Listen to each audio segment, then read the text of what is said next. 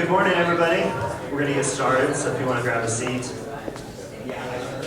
My name is Dustin Curzon, and it's my first time doing the welcome, so Tim sent me what to say on the text message so I don't mess it up. If this is your first time to 1 Million Cups, we're just a community of entrepreneurs here to encourage each other and support each other, learn from each other, and we're excited that you're here. Gotta go back to my text message. So we meet every week, 9 a.m. here, from 9 o'clock to 10 o'clock. Be sure and tell other entrepreneurs or people who want to be entrepreneurs come join us. Let's see, we're passionate about learning. A couple of ground rules. Be encouraging to the presenters. We're here to build each other up and to learn from each other. So ask tough questions, that's important. But make sure that those questions are going to be helpful to the companies. If you have any feedback or questions for us afterwards, come find one of us. Our first company is IceDot. They've been a great piece of the tech community here in Tulsa. Kristen Tafer's here to present a little bit about what they've been working on. They're an emergency identification and notification company. They have wristbands that you can get for marathons, races, things like that, but they also are working on a new crash sensor, which is really exciting. So Chris is going to come up and talk about IceDot. Should have put a sensor on that. All right, give it up for Kristen Tafer from IceDot.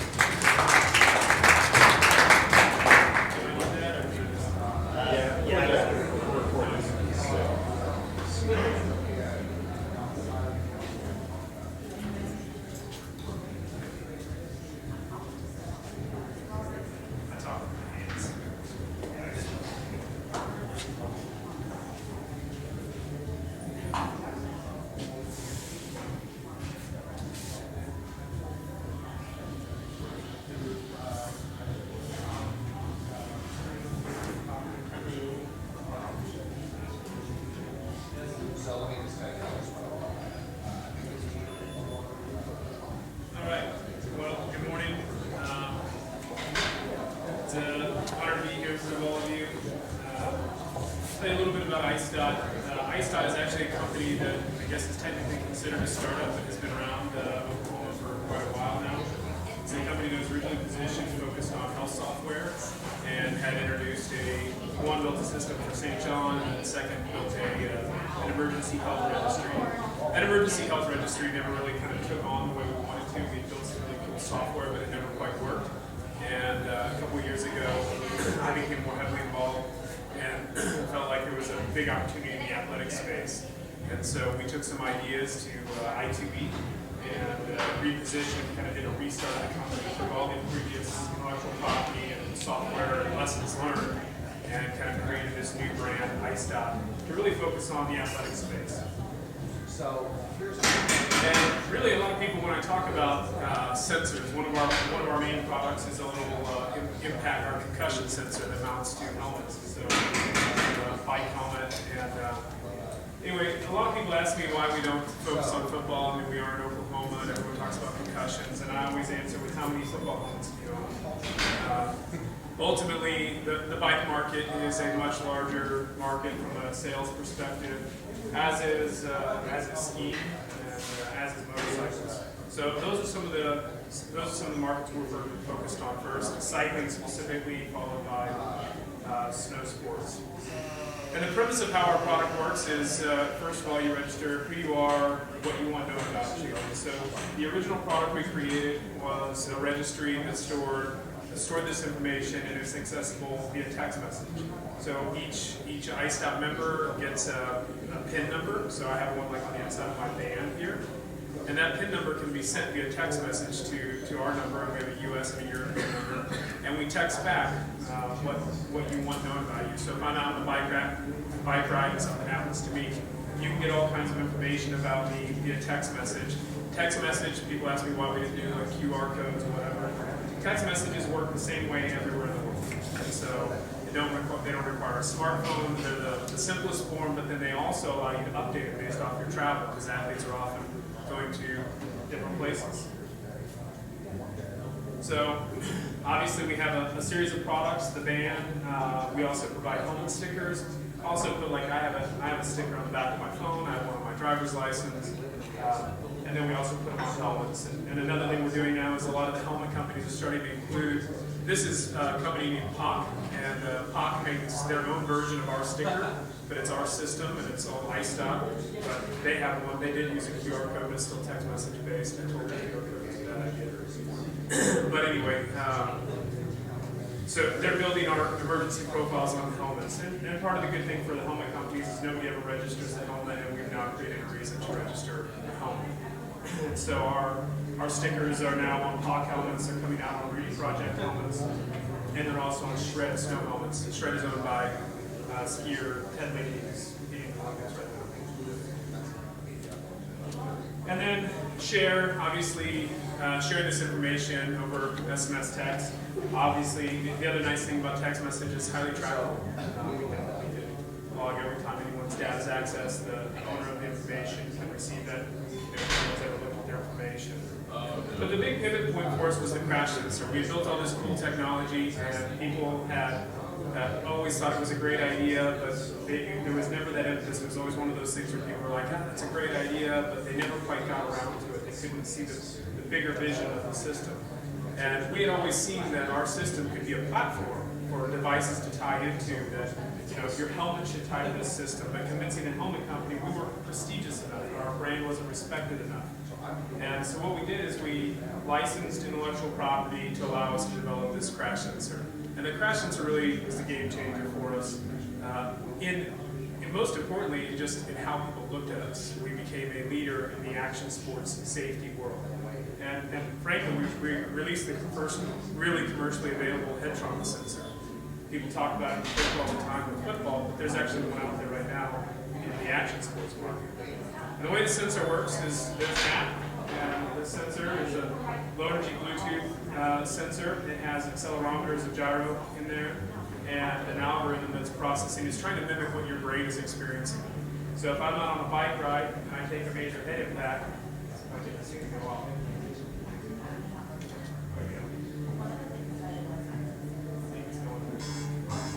It sounds an alarm. And I can configure the alarm to last as long as I want, but if I don't disable it and tell it I'm okay, it's going to pull my GPS coordinates and alert my emergency contacts that I might need help. So in this case, I'm my own emergency contact, so I'm going to get a text message with a link to a map to my exact location. So there's the text message.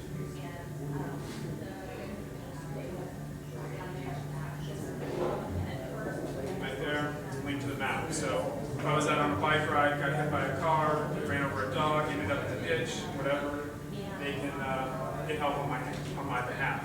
Recently, there was a famous Formula One racer, Michael Schumacher, who was skiing in the Alps. He was just in the fog. He fell, hit his head. He's been in a concussion for a while. They couldn't find him for a while, not because he was way off the mountain. It was just foggy. They couldn't see him. All right, Chris. I'm going to need to stop you there because your presentation time is done. Now we have time for question and answer. So just to review for everybody, if you have a question, just get my attention.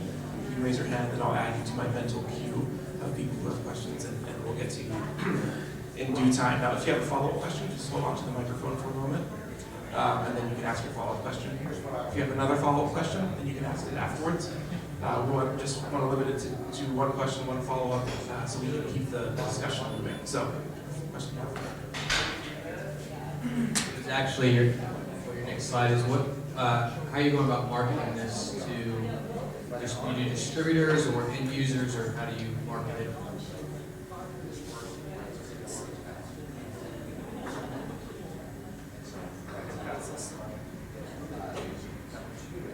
Oh, there we go. So we market through, we have international distribution. So IceDot, we've signed distributors for Europe. We have Australia, South Africa, and Latin America now covered. In the U.S., we work through a rep force. So we have 35 independent reps across the country. And so those reps are calling directly on bike shops. Primarily, bike shops are our main channel. We also sell online ourselves, but kind of our policy is, I mean, we don't have a competitive product set out right now. There's not a company that has mimicked our feature set, so we have minimum advertised prices, what it is on our website, what it is in the store. So we kind of push people to try to go through the retailers because it is a new product that requires a little bit more education. Usually a demo is what it takes to sell it. So we do push the retail channel. You mentioned that like first responders can contact or put we don't respond to what happened. I'm assuming you have these out there, people are using it, you're selling. So have you seen that that's something that is actually happening, or because I just imagine like people want to see this down, take the number off Sure. Well, there's kind of two parts of it. Number one of the great things that came out of the company being birthed out of a previous health software company is that we actually developed the system in collaboration with IMSA, and then IMSA took us to the American Ambulance Association. So our overall system has been endorsed by the American Ambulance Association. We've done a lot of time with the EMS community. It's part of their standard training to look for emergency information. They treat the scene first. Their first job is to just stabilize the scene. Then their second job is kind of during the transport process, where they start to try to deal with the situation. That's when they start looking for information. They are trained to look for emergency identification and things like that. And so, we've tried to position the IceDot logo as something like, hey, if they've got IceDot, that means there's information. And so, we are a sponsor of the National Association of EMTs. Actually, any registered medic in the United States can get a free IceDot account. So we figure the best way for them to know how to use it is for them to have it themselves.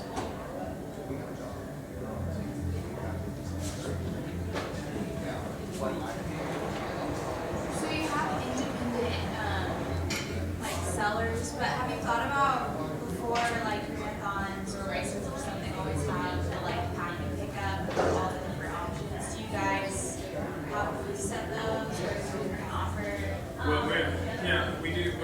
We're a tiny company, so one of the great things about our business is we're not real staff intensive. But so I spend a lot of time at events. But one of the things that we've done for events is we created an event service that is a free temporary IceDot account. So basically, Route 66 Marathons use this for a number of years. We actually invented it for them because Chris Lieber came to me and said, hey, how do I do a free 2-day IceDot account? Because we have people literally falling over on the course at mile 13 and all the information's in a stack of papers back at a medic tent. And so what we did is we created these temporary profiles and sync VIN numbers to the emergency profile. So the event registers all their participants with us. We send out emails to those participants and say, hey, you have a temporary IceDot, add whatever information you want to share, and then during the event, medics can look at the event number. So instead of being physically on site, we try to kind of do this touch kind of as they're preparing, and then post-event, we just send them an email and say, hey, your IceDot account is expired, if you liked it, you can buy one for $10 a year or $70 for a day. You actually just answered my question. I was going to ask you how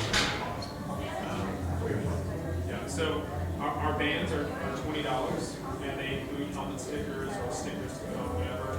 And the crash sensor is $149, and it also includes those.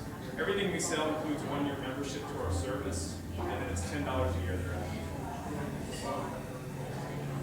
Hey, sorry, I came a little late. No worries. Crazy Tulsa traffic. Water But mains. anyways, I heard about your product before. I love the concept of it. I think it's a really great idea. I'm sorry if you covered this already. My worry would be, as they come in with all these new external devices like the smartwatch and all these other contraptions that they do, and have a lot of different sensors built into them. What do you see your product evolving and becoming part of that software, or is it always going to be an external device? Well, I think we're mimicking Headtron specifically. Okay, so this needs to be mounted to a helmet. It's not made to mount onto a wrist or something like that, because you can get all kinds of crazy movement. I mean, we can detect a fall based off of wrist movement and so forth. That's not really always safe. This isn't I broke my collarbone sensor. I mean, most people who are riding their bikes, mountain biking, I flip over my handlebars more often than I should. And I don't want to announce to the world every time I rep. I want help if I'm unconscious in a ditch. And so that's specifically what it's designed for. I think you'll see in the future, you'll see our product get integrated into the helmet cycle, development cycle. First of all, these things are cheap to make, so these guys have pretty hefty margins, and they're real comfortable with that. But we're kind of pushing change in the industry by using technology to improve safety. So I think you'll see the product get built into more and more helmets. And then I think there'll be other wearables that end up going into the helmet itself. And so we'll probably be in that space. I think there's other opportunities for us in the wristband area. We have some new products that we're working on. The wearable space is full, or it's geared to like the wristbands in particular. There's not a company that's not making one right now. So we're going to let that kind of shake out for a little while. Explore all of that stuff. Google Glass. Yeah, it's a creeper glass. Yeah, Creeper Glass. I mean, we've looked at it and played with it, but it's not something that we're currently planning on. But Chris, I have a question here. So do you track internally the number of crashes that they register with your system? Of like, so you could, see, I guess that's your usage, is how many crashes are we seeing? right, yeah, I mean, we do have that data, but right now it's very busy. So because I do demos, but everyone does demos. So that's the first thing they do when they get it is they turn it on, they do a demo, they go show their friends. And so we don't have a lot of good data right now. The product wasn't launched until September of last year. So kind of that's really the end of the bike season. So right now there's a lot of noise. So I wouldn't say You mentioned you have a small staff. Can you just talk about what your staff looks like, the positions? Are they all here in Tulsa? Yeah, well, the full-time staff of the company is myself, there's a gentleman named Casey Stowe who does operations, financial oversight. His main thing is overseeing manufacturing of the product and our distribution process.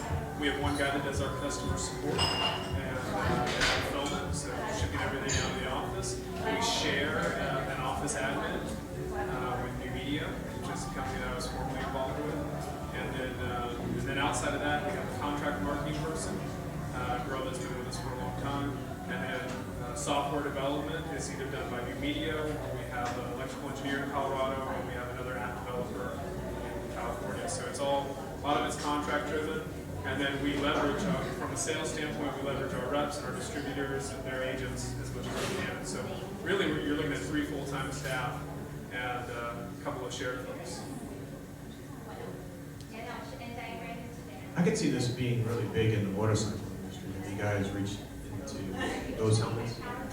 We have I guess it depends on what motorcycles you're talking about, because there's different segments in that space. Like the Harley Davidson wants nothing to do with this. I think adventure riders, probably there's quite a bit more. We're exploring some opportunities in that. With our limited staff, we're focused on cycling first, because the product is out, it's been tested, it's ready to go to the bike market. On the motorcycle side of things, it's kind of part of next year's game plan. We are working on some partnerships. One of the things we do is we try to leverage our way into bigger brands and work with them to get their expertise, their endorsement, and their distribution channels. And that's what we did in the bike market. We basically poached other people's hard work and kind of rode their backs into retail. So motorcycle side, that'll be part of our game plan possibly. Chris, that's a small team to get a physical electronic product to market. Can you talk a little bit about how you got the product designed, built, manufactured, and where? My investors would give me more money. I would have more people. Yeah, so the product, from a product design standpoint, I have spent the last, prior to this, I spent a lot of time building projects for other people. And so a lot of experience in that and managing, I basically knew who was good at building these things. And then outside of that, we were very fortunate to get selected by Flextronics. Flextronics is one of the largest electronics manufacturers in the world.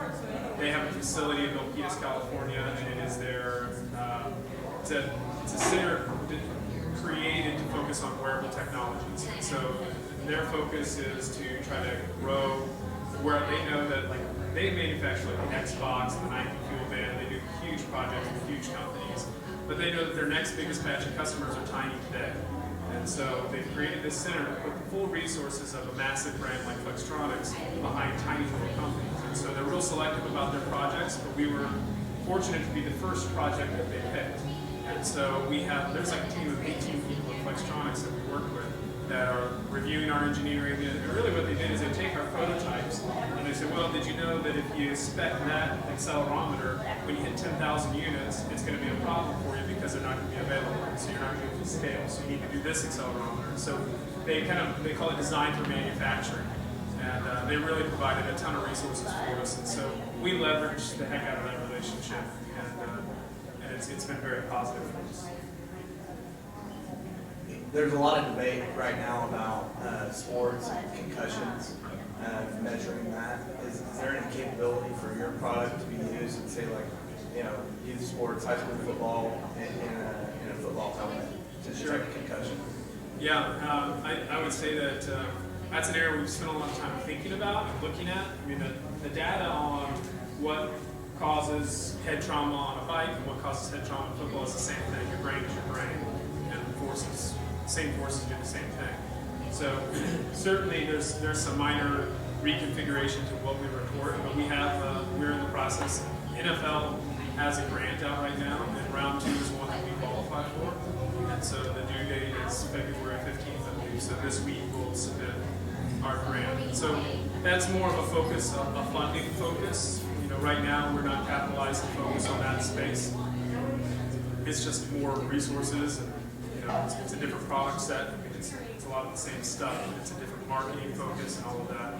And so if we do win the NFL grant, then we will obviously push forward in that space. There are a few competitive products in that area. There's 2 or 3 that are doing similar things to us. They have been completely focused on football and grant funding. And our thought was, let's go out and build a solid, stable business with the action sports market, and when we do enter the team sports sector, we won't be fighting over grant funds, we'll be fighting over customers, and we'll be a stable company who did it with real money, there's real customers out there. Can you set the sensitivity? Can you set the sensitivity device? You don't control how sensitive your brain is to trauma.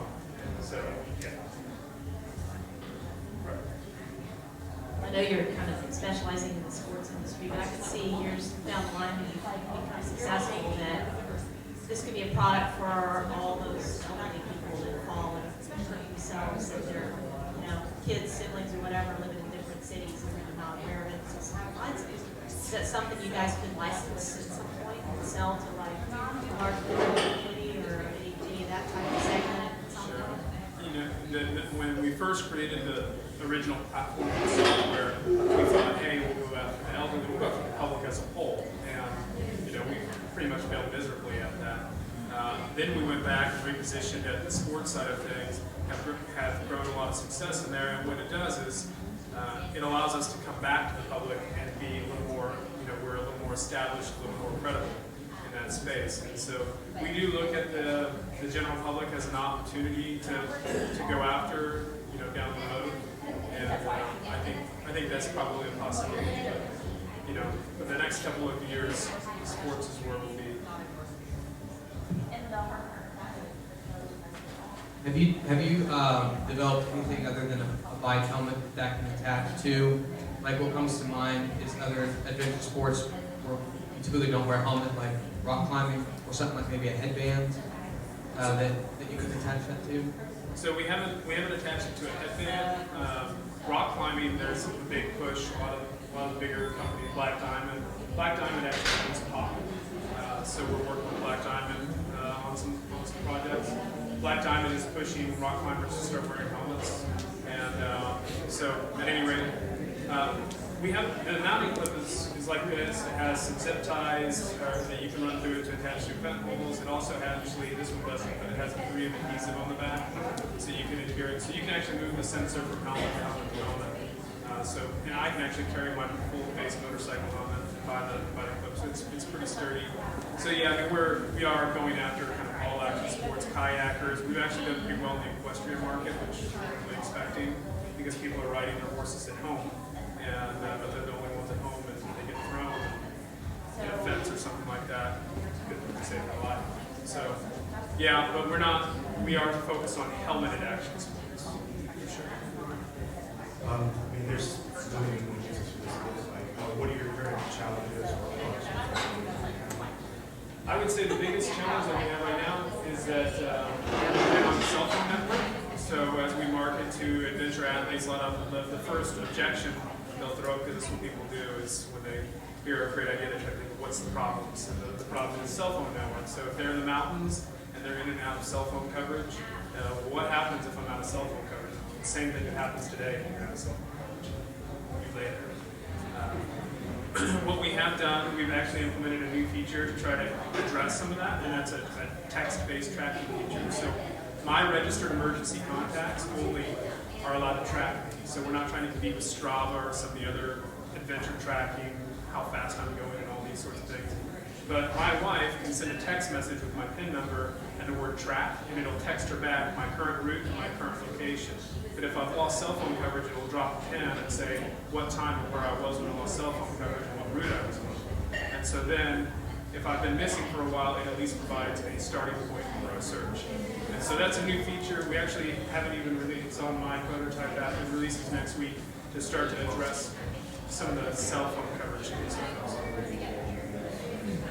Well, GPS is not a two-way communication, so it allows me to configure where I am, but it doesn't report back to the world where I'm.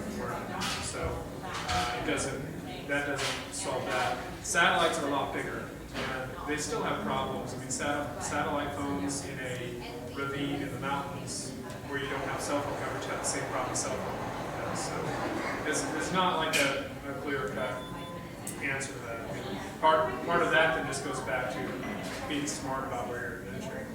At some point, you got to be responsible in your own risks.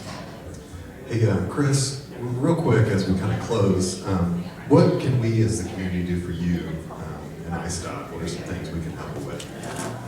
Yeah, I mean, I actually brought, I don't know if I have enough, I brought a ton of bands and with the stickers. They're not in our consumer packaging just because I didn't want to carry all that around. But you guys can all have a free profile and check it out, play around with it. Feel free to let us know what you think. Kind of watch what we're doing. If you have ideas and feedback and things like that, I mean, we're open. We're down over at Archer in Detroit, so feel free to stop in and meet us up. It's also a fashion accessory as well, right? That's right. Yeah, it's very fashionable. Yeah. Awesome. Well, let's give Chris a hand.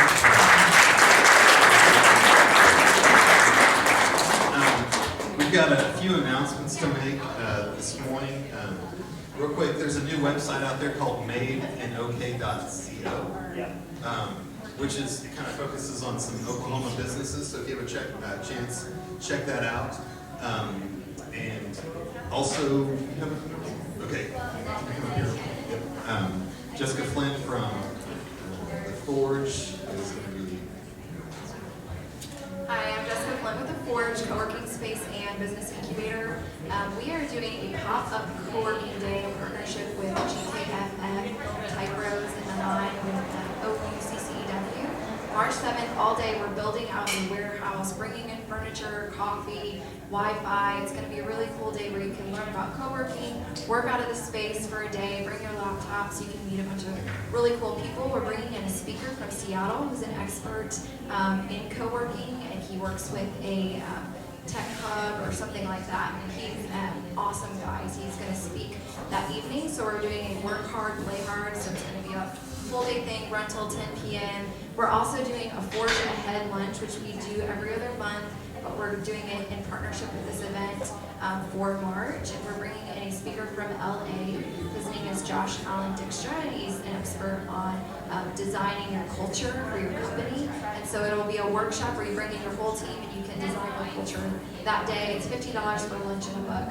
And so for more information, you can visit tulsacoworking.eventbrite.com. And for the Forge Ahead lunch. It is Forge Ahead, March Forge Ahead 2014, .eventbrite.com. And I will tweet it out to you guys as well. Thanks. Yeah, and then we'll share it from the one that goes too, so just let me know. Another thing I wanted to make an announcement, if I could have Dustin and Barron come up. Last week we announced Dustin as one of our co-organizers, so if you guys could give him a hand. He was one of our first presenters. And then also this week, Barron has become on the co-organizer team. You guys all know Barron because he handles the questions and answers. If you guys could give him a hand. Awesome, so thank you guys. Our next presenter this morning is Scott Helton. He's the co-founder of One Stop, or founder of One Stop Business Resource. And basically what they do is they help connect business ideas to local people like attorneys and marketing and CPAs and whatnot. So let's give it up for Scott. Good morning, I'm Scott Helton. I'm a business attorney, been practicing in Tulsa for 10 years.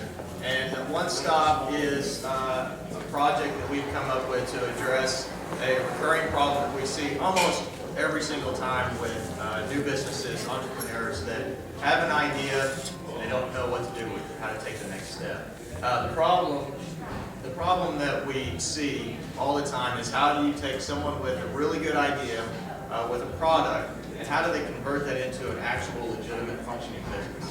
How do they get through all the hurdles of all of the boring stuff, like taxes and insurance and things like that, to get to a point where they have something they can do with their idea? And you guys have been through the process. There's a lot of entrepreneurs here that, what is an LLC? Do I need an LLC? What's the difference between an LLC and a corporation? What happens if I get sued? What does limited liability even mean? How do I get money from the bank? What does the bank want to see? How do I do a business plan? What's accounting? What's bookkeeping? I try to limit the number of questions, but there are a lot of issues with payroll taxes, quarterly withholdings. What kind of insurance do I need? What is errors and omissions and property and casualty insurance? What's an S corp? I mean, people have heard the term S corp but have no idea what it means. What's SEO? Search engine optimization is really important, but people don't know what that is. How do you get answers to these questions? The problem is that most entrepreneurs, they don't know. They don't have a clue. They don't have any ability to get answers to that information to take where they're at and get where they need to be. You guys have been there. Where did you get your information? It's a problem. And if you're lucky, you know somebody. You know a professional that's in that loop that can get you started. But in most cases, the people don't know somebody. And so they go to usually one of 4 different places. The first one is a LegalZoom type business. And they go on and they pay their $150 and they get an LLC set up for them. And in most cases, it's a legitimate LLC. It functions as it should. But the person is stuck with a bunch of forms. They're stuck with something that they don't really know what it is. They've heard of it before. They don't really know what to do with it or how to maintain it. And so they're stuck with an LLC, but they still don't really know what it is. The next is self-help, which you see people start but never finish, and that is they go to the SBA website, they go to the Chamber of Commerce, and they try to read everything they can about all the different issues, and they get bogged down because they're stuck with a bunch of terminology, they don't know what it means, and they don't know how to wade through the thousands of pages of information that is out there. The next one is probably most common, and probably worst, and that's their brother's friend's divorce attorney gives them business advice. And I know a lot of divorce attorneys that are really good, and some of them even know some things about business, but a lot of times they don't. And their brother will say, well, I was talking to my attorney and he said that he thinks you need a C Corp and you don't have to worry about quarterly withholdings for your taxes because you're the only employee, so don't worry about it. And they go off with that and they use that because, and from an attorney, so it must be correct. And then, what you see most common is they just give up. They have their idea, it's a really good idea, but they can't do anything with it. So that's the problem. The solution, we think, is One Stop Business Resource. What we do is we take the entrepreneurs and we connect them with professionals in their city, right now in Tulsa, that can sit down with them and go through some of these issues. We connect them with attorneys, bankers, CPAs, insurance agents, IT companies, marketing companies, which is kind of the first hurdle, is getting through those. There's sort of a second tier of commercial real estate agents and things like that people sometimes need, but to get to the point where they can have a business that they can then start with, they really need to work through these areas. And so we can connect the entrepreneurs with these people. The idea is that within 48 hours of contacting One Stop Business, the entrepreneur is going to be contacted by local qualified professionals to schedule face-to-face meetings with them.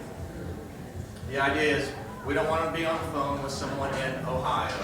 We don't want them to have to read a bunch of stuff on the internet, which it's good to do, but most people are not going to do that. They can meet face-to-face with someone for a free consultation that they can say, here's my idea, here's what I want to do, what is an LLC?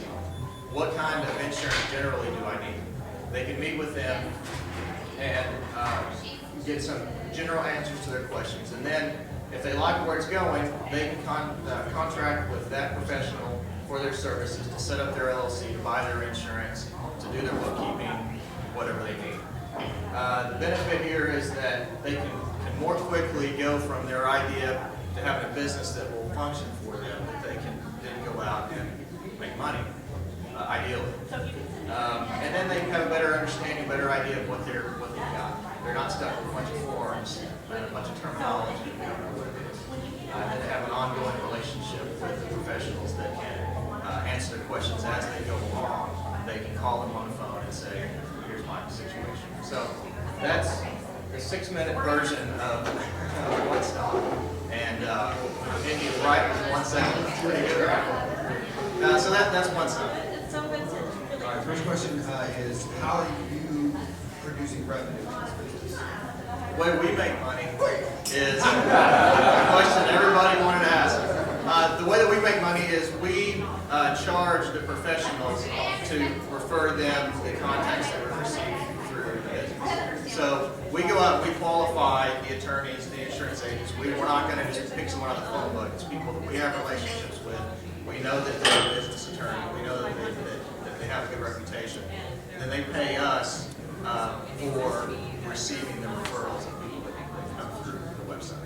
Awesome. So follow-up is, how do you vet not your vendors, but your clients, so that you're not sending bad leads? Because say someone's grandma has an idea to make quilts that, have markets to people, and she's like, I have this business idea, I just don't know what to do. So she contacts you because someone refers her, and you can say, here's all these people to go talk to. So how do you guys vet your potential clients that you're sending, or are there freebies that you're going to throw at people? The answer is no, we don't vet. There's a built-in certain level of vetting that happens, that if they get to that point, if they make the call and they schedule the appointment with the professionals, there's a certain amount of time commitment they have to make. So it's going to weed out some that just had an idea last night and they want to start a business. But what we found is that the professionals, they're not as concerned about that. And if someone has a business idea, they can usually meet with them. It's not a big time commitment for the insurance guy to sit down with them and say, here's generally the type of insurance you need, here's the things to look out for.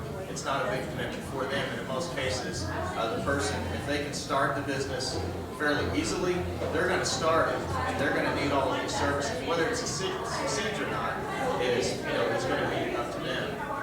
But in most cases, we think that it will convert to money-making operation for the professionals. What's your plan to scale this? Because, being in Tulsa, yeah, sure, you know a bunch of insurance people, marketing people, whatnot. Getting outside of Tulsa, how are you going to qualify professionals with you? Right. Well, ideally, that is what we want to do, is to scale this to other cities. And the key to it is that you're dealing with local people. And so right now, it's Tulsa One Stop, and then eventually we'll have Oklahoma City One Stop, and they'll have a Oklahoma City phone number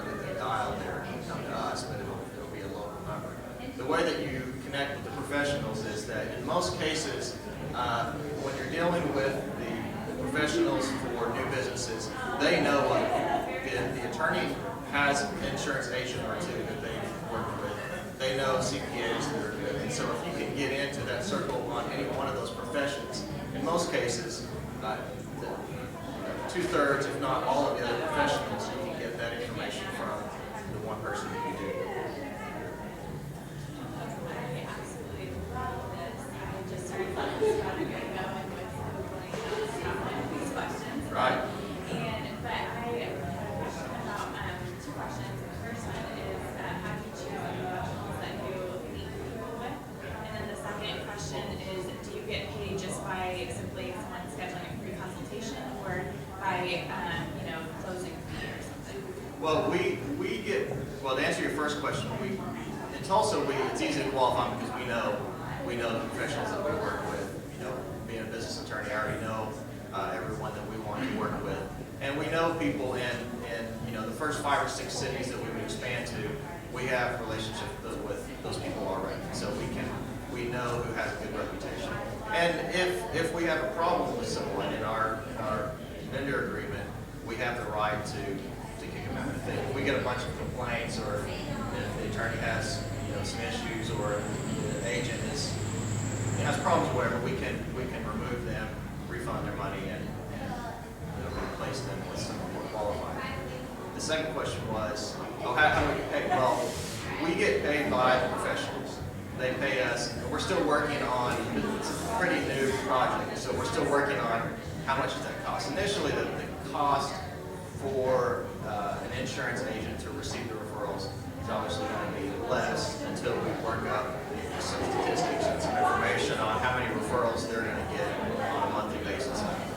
Eventually, we want to have enough referrals that the value of that is higher, we can charge them. They pay us a fee for receiving the referrals, and then the individual contracts with them directly. We're not involved with the fee that the attorney charges. That's entirely between the entrepreneur and the insurance agent.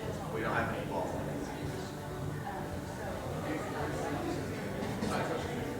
So I have 2 questions. The first question is, I have 2 questions. The first question in 2 parts. First question is, which services do you provide in-house? And for those services that you don't provide in-house, like insurance, what, if anything, do you do to help collaboration between those professionals? Because one of the challenges of small businesses is my attorney's telling me this, but my accountant's telling me this, on overlapping topics like tax, right? Right.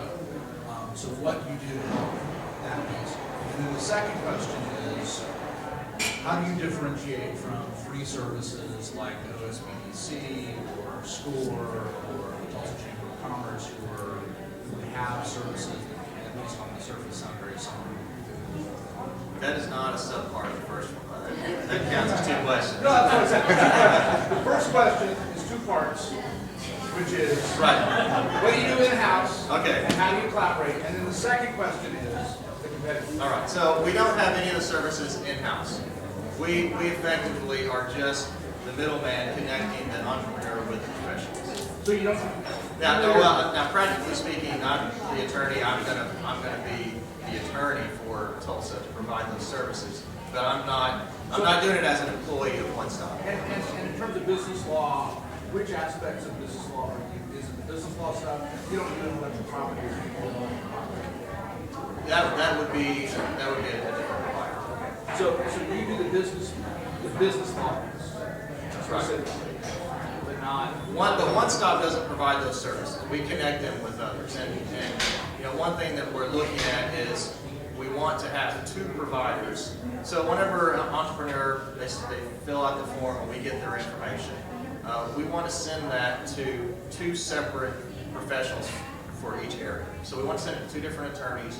We want to have 2 insurance agents, 2 CPAs. And the idea is, if you have 2, then there's going to be competition there, that both of those are going to contact that person as quickly as possible. That's sort of our our checks and balances to make sure that they do it quickly. Because if it takes a week, then it's not going to work.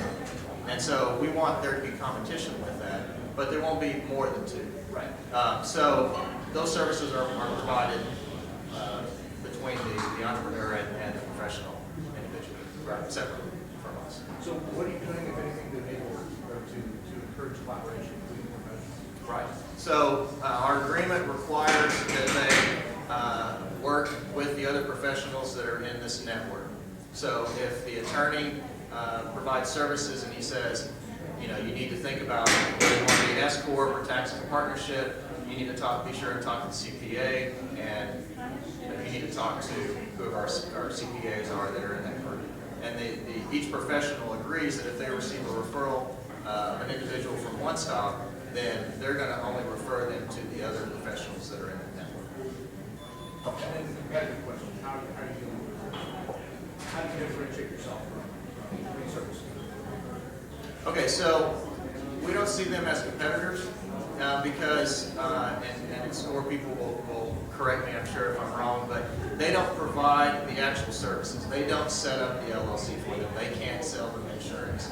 They help them with the business planning, how to come up with a business plan, how to think through the financial aspects and the investments that they need, things like that. We don't see them as competitors, we see them as partners.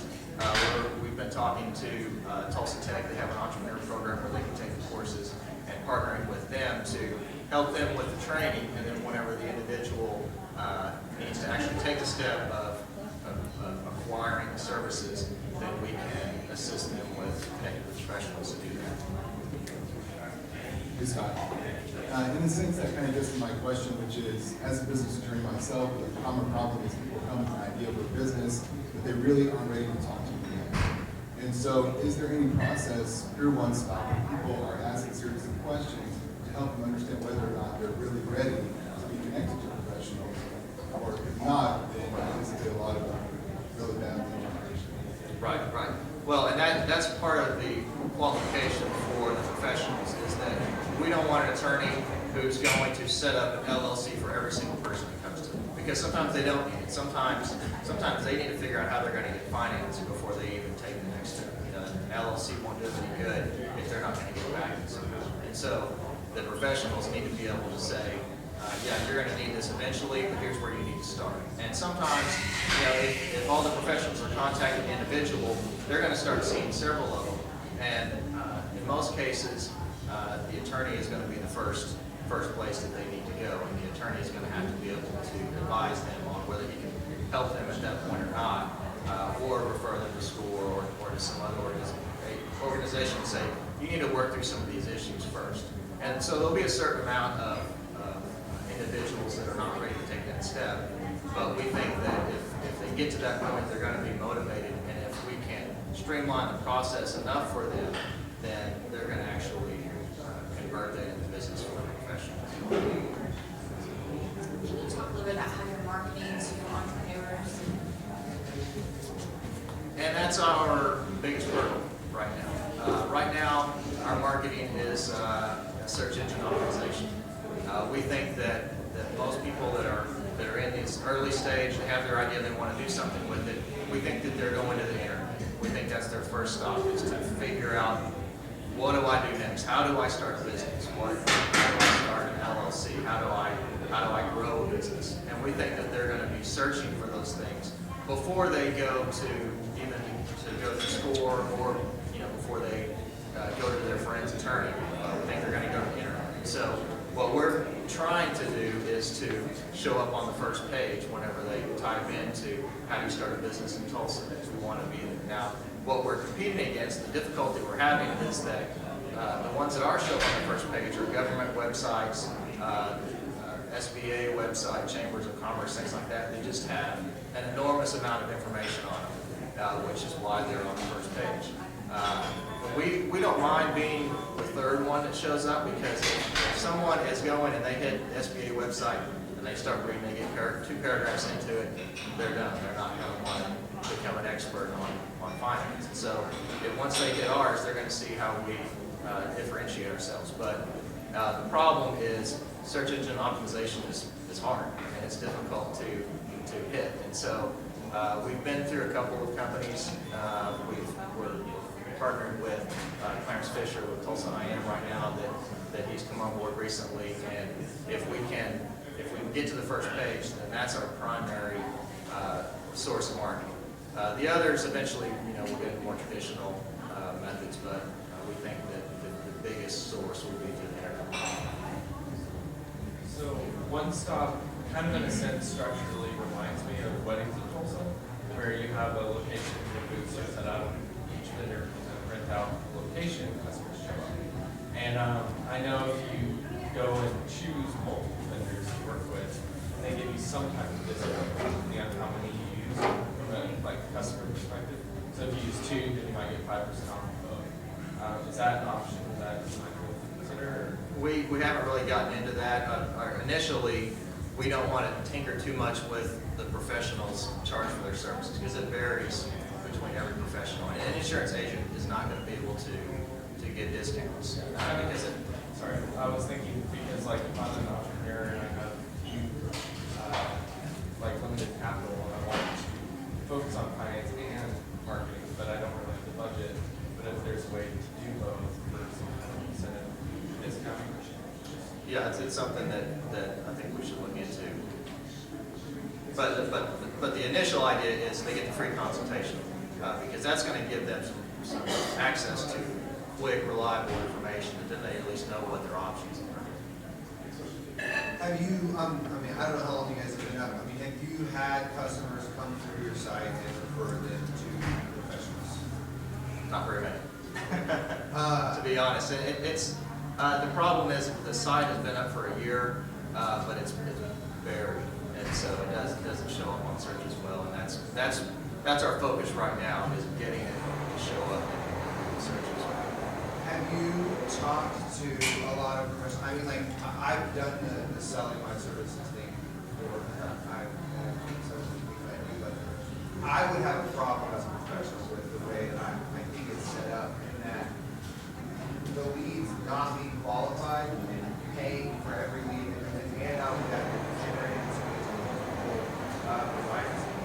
I would just say, have you talked to other professionals or other professionals that do service-based things or not to pay for a lead that's not qualified or anything like that? Sure, yeah. That balance is what we have to figure out as we continue to grow is what is the value. Because a lot of the professionals, they pay a lot of money for marketing, various types of marketing. And we think that we can come at a price point that is going to be low enough that they can take a risk on it and see. Because initially, we're not charging any of the professionals to receive the referrals. As we continue to grow, as we get 2, 5, 10, 20 referrals a month, we're going to be sending them to the professionals that we want to sell to eventually. So at some point we're going to say, all these referrals that you've been getting, it's been through One Stop, and now if you want to keep getting them, here's how much it's going to cost. But yeah, that is an issue that we're going to have to see how it turns out. We think that there's going to be enough conversion of business services that will be a significant value to professionals, but we'll have to see. So based on the revenue side of your model and revenue being generated from your professionals, are you concerned from a quality standpoint to increase revenue? I have to let more professionals join this service. We're adamantly opposed to having more than 2 on each area of the profession. If you have too many, because on the lawyer side, there's 1,000 marketing companies for lawyers, and when they call, and the first question to ask is, well, how many lawyers are going to be getting this information? Well, we don't put a limit. Well, it's of no value to me, and so we're not going to do more than 2 because it's not going to be worth it to them. And the reason for doing 2 is to keep the check on there to make sure that there's some competition so that they do. But it's not going to be open to multiple attorneys, more than 2 attorneys, more than 2 insurance agencies. Well, so when the client contacts us, we're going to have a list of professionals that we're gonna send their information to. And that list is gonna be set, as long as they pay for the referral. And so it's gonna go to the same ones every time. Yeah, actually, a good call. This gentleman's question right here. Just microphone. Sorry. That's why I have it on there.